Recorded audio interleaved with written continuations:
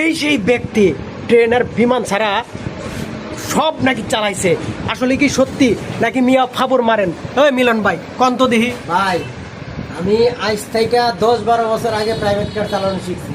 Private car চালাইতে যে পারে, পিক আপ বলেন, ট্রাক বলেন, বাস বলেন, জাস্ট খালি বড় আর ছোট, জাস্ট আপনার স্টিয়ারিং ঠিক রাখা, আর তো কঠিন কোনো কিছু না ভাই।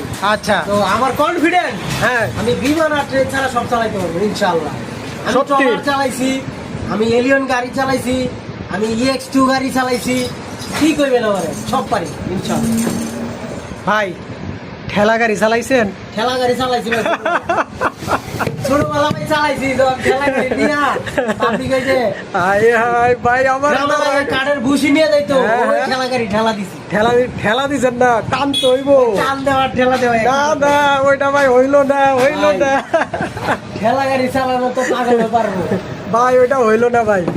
ওকে, ভালো থাকবেন, ইনশাআল্লাহ। আমার জন্য দোয়া করবেন। আসসালামু আলাইকুম। আমার জন্য দোয়া করবেন।